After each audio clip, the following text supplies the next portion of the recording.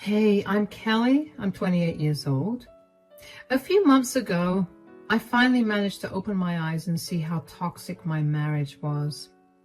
All thanks to my mother-in-law. I bet that's not something you usually hear because mother-in-laws are almost always considered evil, but mine was a genuine angel. And now that I have a lot of downtime, I decided to share my story. Let me begin by telling you a little about myself. I come from a pretty tight-knit family. My father passed away when I was in high school, and ever since then, my younger sister, Macy, my mom, and I have always been very close with each other. I could not bring myself to leave my hometown even when I went to college, which is why I chose the closest college, which was about an hour's drive from my place. It was a college that I met my now ex-husband, Daniel. Daniel and I started hanging out because we were paired up for a few projects together, and over that semester, we realized that we had a lot in common. After remaining friends for over a year, we decided to give dating a shot. We ended up falling pretty hard for each other, and we continued to date for another 4 years. During that time, I had gotten closely acquainted with his family. Daniel's family only consisted of him, his mother, and his brother. Yeah, I guess you can see where a lot of our commonalities stem from, but unlike me, Daniel's father was not dead. He had left them, at least that's what Daniel told me. Daniel had always been touchy about the subject of his father, so I never pushed him to tell me more than he wanted. Anyway, after we graduated, Daniel and I moved in together to the house that my dad had left me in his will in the same city as my college, and a year later, we got married. A few months into being married, I began to notice some pretty big changes in Daniel. He was no longer the happy-go-lucky man I once knew. He became a lot more aggressive and would lose his temper at the drop of a pin. Initially, I suspected some health issues that were causing him to react so strongly to everything. But after pressuring him to get a full body checkup, his tests came back normal. The only other reason for Daniel's change in mood was his mental health. I kept trying to talk to him about it, but Daniel would always push me away and brush it off or start an argument with me. What made it worse was his sudden change in attitude towards my mom and sister. I used to see them at least once a week, and Daniel would even accompany me most of the time, but with his sudden behavior change, he began to yell at me for wanting to spend time with my family. At first, I would fight with him over it, but as the months passed, I began to give up. I just let him have his way, and that's how it remained for the next 2 years. I had no one to vent to. The only two people I trusted most in the world were the people I was not allowed to meet. I went from seeing my mom and sister once a week to once every 4 to 5 months, if even that. My mom and sister were very concerned for me, but other than offering them reassurances over the phone, there was nothing much I could do. Daniel had always been very clear about me only spending time with his family, which, don't get me wrong, I loved his mother, Bonnie, and his brother, but it was not the same as being around my family. Anyway, Daniel's brother lives in the neighboring state, almost a 12-hour drive away from us, and he usually visits twice a month. One particular month, we were all having trouble finding a day that was free for all of us to meet up. But when we eventually figured it out, we planned to have dinner together at a pretty upscale restaurant. But then, on that day, my sister Macy called me frantically while I was at work to tell me that her eye perforated and she needed to go to the hospital immediately. But her boyfriend and my mom were out of town, so she had no one to drive her or help her out. Macy had an eye infection a few months ago that led to her getting a corneal abrasion. She was due to have surgery 2 weeks later, but her eye didn't hold on until then and perforated. I dropped everything and rushed to be by her side. I did not even think much of what Daniel would say, but I made sure to text him about what had happened. While at the hospital, Macy and I were told that the surgeon was not in, so we'd have to drive to the nearest hospital, which was 2 hours away. I offered to drive Macy because I didn't want her paying the ambulance fees. And just as we were done getting Macy's eye under control, Daniel called me. When I picked up the phone, he began yelling at me. "Where are you?" "I texted you about this. I'm with my sister at the hospital." "Why?" "She's going to need emergency surgery on her eye. She has corneal abrasion and..." "So? Where's your mom? Or where's her boyfriend? Why does she need you to be there?" "Do you have any idea how scary surgery is? I'm here to be there for her because I'm her sister. Both my mom and her boyfriend are out of town." "Leave her alone. You made a commitment to my family." "Are you really asking me to prioritize dinner with your family over my sister's health?" "What have I told you repeatedly? My family will always be more important than yours." "And every time you told me that, you never answered why your family is more important." "Because I'm the man of the house. What more is there to say?" "That's the stupidest thing I've ever heard of." "I didn't ask for your opinion. I want you back home in time to make this dinner. You have no idea how many times I've had to reschedule this thing to make sure that everyone was free for it." "Just go ahead without me. I won't be able to make it in time. I have to take Macy to another hospital 2 hours away because the surgeon at this hospital isn't available today." "What?" "Just drop her off and come home. She'll be fine. She's not a child." "She may not be a child, but she's my sister. I'm not leaving her side till her surgery's done. I'll text your mom and let her know about my change in plans too. If it bothers you so much, I'm sure she'll be a lot more understanding than you are right now." "Who cares what my mother thinks? That's not the point. The point is that you're disrespecting me by putting something else above spending time with my family." "Something else?" "We're talking about my sister's emergency eye surgery. She could go blind by the end of the day if it's not fixed. Even dinner with the president would stop me from being by her side right now. So neither will this dinner. I will be back when I'm done." "You're not allowed to come back home. I don't want a rude, disrespectful person living under my roof." "Whatever. I have bigger things to worry about than your childishness." I didn't know how I suddenly found my voice, but I think seeing my sister in danger brought my old self back and I was able to talk back to Daniel.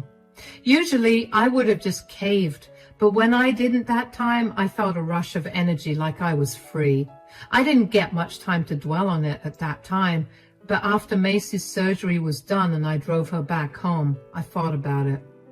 I didn't know what to make of it. I loved Daniel with all my heart, but I also didn't think it was normal to feel good after standing up for yourself against your partner. I made sure to text Daniel's mother, Bonnie, and his brother an apology for not attending dinner, and both of them assured me that it was no problem. They asked me to keep them updated on my sister's progress, and seeing them be so understanding only made me more confused about why Daniel was so uptight about me not attending dinner with them. Over the next 2 days, I didn't think too much about Daniel, mostly because I was too focused on taking care of Macy. I took the next few days off so I could properly look after her. My mom was set to return after those 2 days, so I was also excited to finally meet my mom. When I did have some downtime, though, I did feel hurt that Daniel never made an effort to call or reach out to me when I didn't go back home. Every time I thought about reaching out to him first, I remembered the rush of energy I felt when I stood up for myself, and I couldn't bring myself to text Daniel. But after those 2 days, there was a knock at the door. I expected my mother to be there and was pleasantly surprised to see Bonnie, Daniel's mother. "Bonnie, what are you doing here?" "Hi, sweetie. I thought I'd stop by and check in on you. How are you? How is your sister? Is everything okay?" Yeah, the surgery went well and Macy's recovering right now. That's so good to hear. What about you? How are you doing? Good. Why? I heard that you and Daniel had a falling out. Oh, yeah.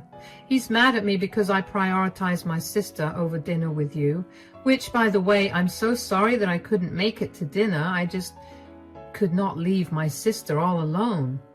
Sweetie, there's no need to apologize. I have no problem with you not attending dinner. What I do have a problem with is my son's attitude towards you. I came here to tell you that we need to get started. Get started? What do you mean? You can't let Daniel get away with this, can you? So you're asking me to take revenge on him? Are you sure you want to do that? I mean, you're his mother, and I didn't think you'd want him to suffer. I raised my sons to be respectful and empathetic people, not monsters. I want Daniel to realize how wrong he was for treating you that way. The only way for me to do that is if you help me. I don't know. I was kind of just hoping that he'd cool down and then I'd be able to go back home. Besides, my sister needs me here anyway, and having him stay mad at me is the perfect excuse to be here and not return home. I don't know if you can hear how sad that is, because it really is. You shouldn't need an excuse to stay away from home. Yeah, but you know how Daniel is. He has to get what he wants, and he throws a tantrum until he does. I know that sounds horrible, but that's what I signed myself up for when I married him. It doesn't have to be that way. I have to ask you, has he always been like this? Well, not always. He only became like this after we got married. Don't you think that something must have happened to make him change so drastically? I mean, yes, but I don't know what you want me to do about it. I tried talking to him about it many times, but he just shut me down, or he started a fight with me. Eventually, I got tired and just went with the flow. Sweetie, you got too used to letting Daniel have his way. Is this really how you want to live the rest of your life? No, I really don't. Great. Then we're going to start doing some research into him. I'm sure something is going on, and we're going to expose him. When he comes crying to me, I'm going to give him a piece of my mind. All right. You've got me there. I would like to see him crying. He's made me cry so much now that I barely feel the need to. We'll make sure to teach him a lesson. Would you like to have some tea? We can discuss how to go about this over tea. Of course. I'll be completely honest when I say that up until that point, I had never stopped to think of how oppressive Daniel had been. I had only been trying my best to be understanding of his situation. I thought he was struggling with something, and I didn't want to push him to feel better or talk about it unless he was comfortable with it. I had been so wrapped up about his feelings that I neglected my own. Having Bonnie pointed out to me made my whole world shift perspective. I saw Daniel for what he was, a manipulative, abusive man. Bonnie and I had a long conversation after that. We discussed how my marriage had been going, and with every point I brought up along with how I dealt with it, I could see Bonnie getting sadder and sadder for me. It was a wake-up call to take better care of myself. Bonnie left after my mom arrived, but not before telling me to go back home so I could look into what had caused a huge shift in Daniel's behavior. I promised her that I would. I spent the next day at my sister's place with my mom and sister before finally gathering up the courage to go back to my home. When I got back, Daniel was not home because he was at work, and that gave me some time to snoop around his belongings. I searched his office, his closet, and his bedside table, but found nothing. When Daniel returned home, he seemed unfazed to see me there. He didn't say a word to me, and usually that would upset me a lot. But that day, I refused to engage him. I would not give in. If he was stubborn, I was way more stubborn than he expected. When Daniel went to take a shower, I decided to look through his phone. I hoped to find some evidence, but all his chats were normal. There was no woman or any odd messages, all except for one. There was a new contact, and Daniel had been texting this person a lot. And a lot of messages were really vile. I monitored these chats over the next few days and noticed that this person was the only person that Daniel texted regularly. So I called Bonnie about a week after I last saw her and asked her to meet me at the coffee shop near her house. After we exchanged greetings and did a quick check-in with each other, I told her about what I'd found. So I've been snooping in on Daniel's phone, and I found out that he's been talking to some guy a lot. I don't know who he is, but this guy has been saying some very questionable things. What do you mean? Daniel has been venting to this guy about all his frustrations since we got married, and this man has been telling him what to do as a man. Like he's been telling Daniel that I'm not allowed to visit my family because I'm a woman who committed herself to her man and his family. My family is worthless. What? Yeah, it was disgusting to read. What is even more disgusting is how easily Daniel has taken these things to heart and implemented them. Hold on. What's the name of this guy? Conrad. Yeah, that was his name. At least that's what Daniel saved his number as in his phone. Oh, no. Do you know him? Is he a bad person? Well, aside from what he's been saying, I mean, he's worse than bad. I hope I'm wrong, but the person Daniel may be talking to is my ex-husband, his father. What? Wait, how did he find his father? He told me that his father abandoned him. That was a lie. My ex-husband was a disgusting man. He held the same views that Daniel holds right now and ruled my life with an iron fist. I wanted to leave him, but I couldn't because of the kids. But then one day, in his anger, my ex-husband hit me. I decided that was it, and I didn't want to be with him anymore. I left the house with my boys, and I did my best to keep them away from him. Oh my God, that's horrifying. Well, not as horrifying as knowing that Daniel got in touch with my ex. I don't think this is going to go well, Kelly. Maybe we're in over our heads. No, we're going to teach Daniel a lesson. Now, he's hurt you too, and he needs to learn what family really is. He needs to see that the very family he forced me to put above everything and everyone else has no problem turning their backs on him. He needs to learn that there are consequences for hurting others. But what do we do? It's simple. Daniel clearly seems like he idolizes his dad right now. Daniel meets his dad at the bar a few blocks down from my place every weekend. We can go and confront him there. He worked really hard to hide his interactions with his dad. I mean, he saved his contact with his dad's full name and never called him dad in the chats. I'm sure he'd hate for you to see him with his father. And then I'll also hand him the divorce papers. I don't think he'll make the divorce easy for you. I hope you know that. Don't worry about that. The house and all the furniture in it is completely mine, and everything else he can take, which is technically only his stuff, so he can try to make the divorce hard, but it won't do anything. All right, let's get you to a divorce lawyer as soon as possible. I was shocked to find out the truth behind Daniel's father, and even more shocked that Daniel would willingly associate himself with a man who hurt his mother. Bonnie was quite literally one of the kindest people I'd ever met, and I could never imagine hurting her like this. Bonnie tried to act strong, but I knew that on the inside she was heartbroken, and that only made me want to hurt Daniel more. Over the next week, Bonnie and I started the filing process for the divorce, and when I got the divorce papers in my hand, Bonnie and I made our way to the bar where Daniel frequented to meet his father.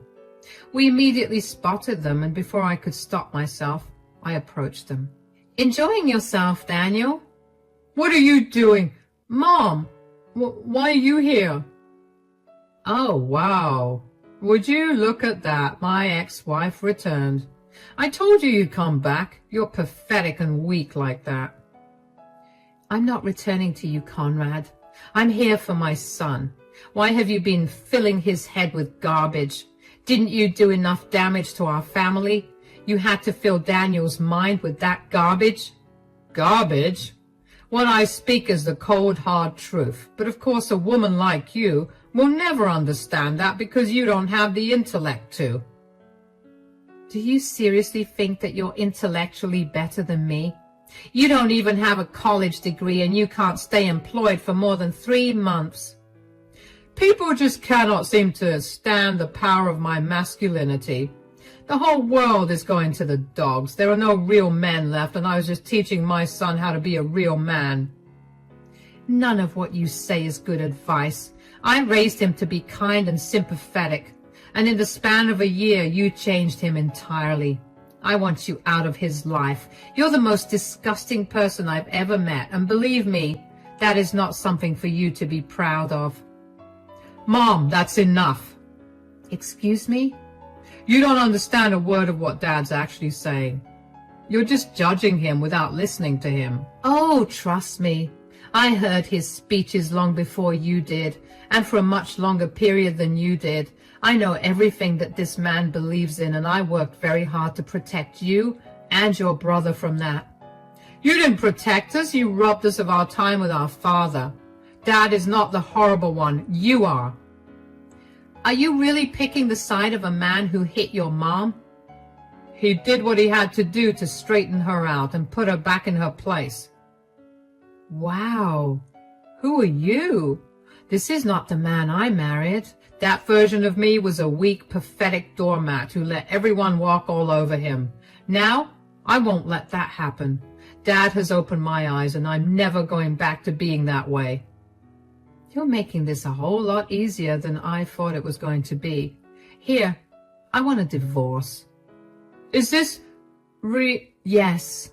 And before you even think of asking, no, I'm not going to change my mind. Or, change my mind? Ha! I'm happy. I no longer have to deal with an insubordinate female. Great. I'll have your things packed by the day after. Make sure you come pick them up. What do you mean? The house is my inheritance. You have never contributed to any repairs or maintenance, so it's still entirely my house. I want you out of the house by the day after, or your stuff is going in the trash.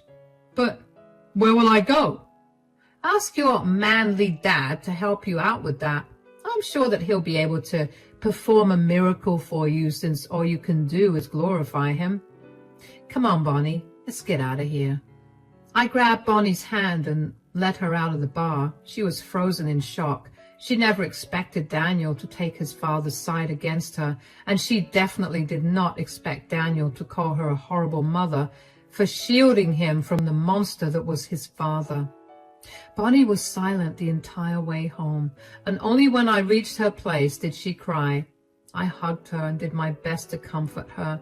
We talked for a while, and in the end she decided that she was going to disown Daniel and move to stay with her other son. I was glad that she would be getting out of that place that reminded her of her past and of Daniel. The months following that were nothing short of a nightmare. Daniel made the divorce process unnecessarily hard. He wanted to contest everything, even the things that I was willing to give up. He also tried to get me to pay him $10,000 for all the money he spent on groceries and other miscellaneous expenses while he was living in my house, without which he said he wouldn't move. Thankfully, since that money was his personal expense, I had no reason to pay it, and he had to move out. The divorce didn't take much longer after that, and after almost a year of going to court, the divorce was finalized. I was finally free. I even had a celebration party for it, and I invited Bonnie and Daniel's brother to attend it as well. For a few weeks, everything was quiet. I was getting used to being alone at home.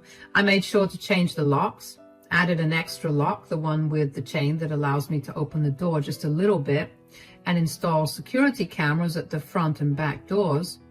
It was a good thing I did all of this because one day Daniel showed up at my front door.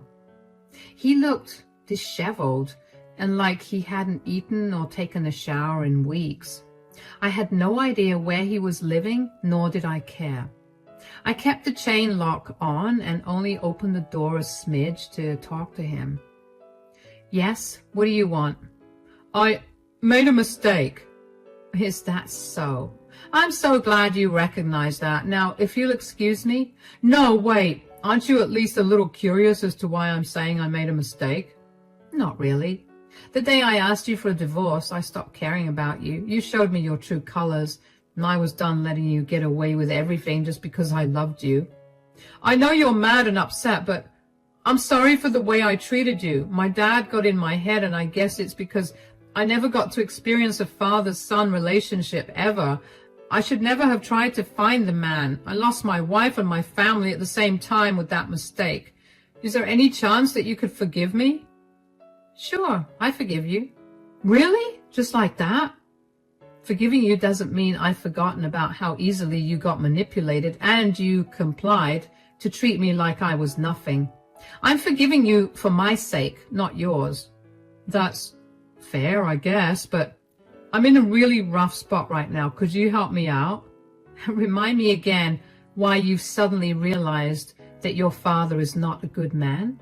Well, I asked him if I could move in with him, and he told me that he was not going to house a grown man. Then he called me a bunch of names that snapped me out of whatever I was under. You're too late for that. You betrayed your mother, who single-handedly raised you and loved you with all her heart and soul, for the man who hit her and made her a single mother to begin with. You showed me that you don't actually care for me because it did not take much for you to decide that you were going to treat me like I was your servant instead of your wife. You can apologize all you want, but none of us are going to help you. You did this to me. The least you could do is let me live here. I promise I'll stay out of your way the entire time. Absolutely not. You chose this path, now walk it. Leave me and your poor mother out of it. Goodbye. I shut the door with as much force as I could. I really did not want Daniel back in my life. Just thinking about him easily defending his dad's assault on his mom made me quiver in fear. It only made me think about how that could have been me in the future if I had stayed with him. I couldn't be more grateful to Bonnie for getting me out of my relationship before I had no way to escape. What happened next with Daniel is both shocking and expected at the same time. Daniel continued to go to the same bar he had been going to for the past year to meet his dad and ended up running into his dad there again.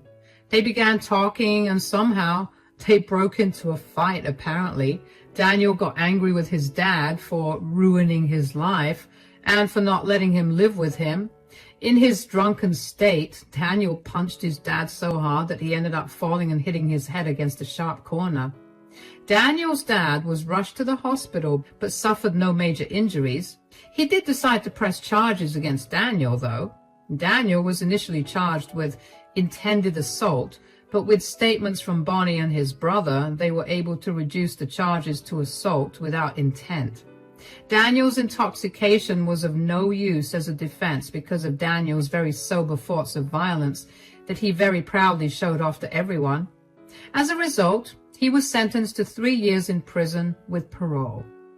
I was more shocked that I didn't feel anything when I heard this news from Bonnie than when I heard the actual news. It is sad to think about how I went from loving this man with everything in me to feeling absolutely nothing. I wasn't lying when I said I forgave him. I didn't want to be burdened with a grudge, so I forgave him for my peace. I'll never forget what he did and said, though. Those words and actions will haunt me forever, and I'll be okay with that in time. Bonnie has officially moved to stay with her other son. She's a lot happier there, and we still keep in contact. It's been a few months since Daniel and I got a divorce, and I've had the time of my life doing whatever I want to. And of course, spending time with my family. And yes, Macy is doing a lot better, especially now that she has me by her side whenever she wants. Thank you for listening.